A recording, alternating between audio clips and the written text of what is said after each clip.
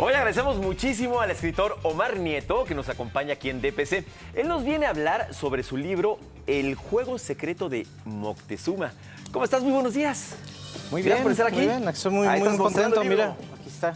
Ahí está, mira. Recién sacado de los hornos. Del horno. Oye, Omar, ¿en qué momento empiezas a imaginar o decides que la historia podría haber sido distinta y que la conquista española no hubiese sido tal, sino un triunfo distinto? Cuéntanos. Pues sí, mira, la verdad es que yo trabajé mucho el tema de lo fantástico mucho tiempo y uno de los subgéneros de lo fantástico de la ciencia ficción es la famosa ucronía, que es el que hubiera pasado sí, ¿no? Es la forma de, desde la literatura, torcer nuestra historia, en este caso la historia de México. No se hace mucho en Latinoamérica, se hace en Europa, sobre todo, por ejemplo, la Segunda Guerra Mundial, que hubiera pasado si los nazis hubieran ganado. Claro.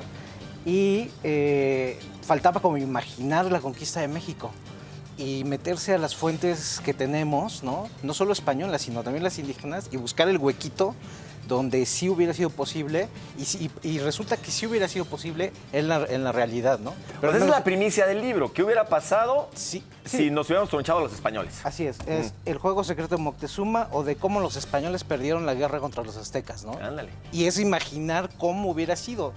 Si quieres me spoileo un poquito, con una gran alianza entre pueblos indígenas y con algunos secretos del imperio de Moctezuma.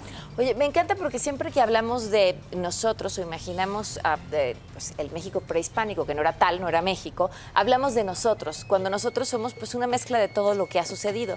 Pero hablabas de esto, esta unión en distintos pueblos indígenas que se estuvieron peleando durante tanto tiempo, y volteo a ver hoy y digo, pues seguimos en las mismas, o sea, seguimos divididos por un montón de cosas. Si esto hubiera sido así, ¿podría nuestro destino haber sido distinto? Sí, yo creo que así nació México, nació como un pueblo absolutamente dividido, porque además en realidad no era el pueblo mexicano, o sea, eran muchas naciones indígenas que estaban divididas tal cual ahora, ¿no? Yo hablo más bien de la idea de un continente indígena. Eso es lo que se encontró Cortés, ¿no? Con varias naciones peleadas entre sí.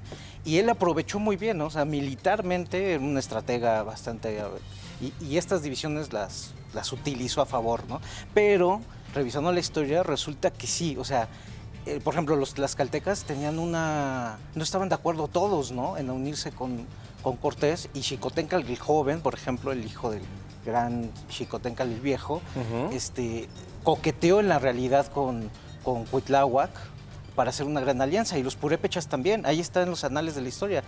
Pero, y si se hubieran logrado estas dos más, digamos, mensajeros que enviaron hacia los mayas, estaríamos hablando de otra cosa. No sé si de que nunca nos hubieran conquistado, tal vez sí, pero no hubiera sido tan fácil, ¿eh? No hubiera sido tan fácil.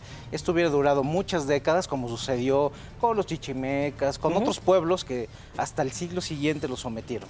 Pues es un ejercicio de imaginación de alguna manera, pero con un sustento histórico importante, que me parece que es una lectura muy divertida, muy interesante, que hay que adquirir. Ya está en todas partes, ¿va el libro? En absolutamente todas partes, físico, electrónico, en todas las librerías. Para regalarlo en estas fechas, ¿no? Pues la Navidad, ¿no? Pues sí, la Navidad es Navidad de Reyes. Oye, es un gran regalo, siempre un libro es un gran regalo. Y ahorita que hay tiempo, ¿no? Sí, oye, estaba pensando, si esto hubiera sucedido, entonces estaríamos ahora en el Zócalo sacrificando a la población, y pensé, no, pues ya hemos estado por ahí, no estamos tan lejos, ¿verdad? Cerquititita, como diría el clásico. Muchísimas gracias por habernos A ustedes. acompañado, Gracias, Omar, Omar. y felicidades.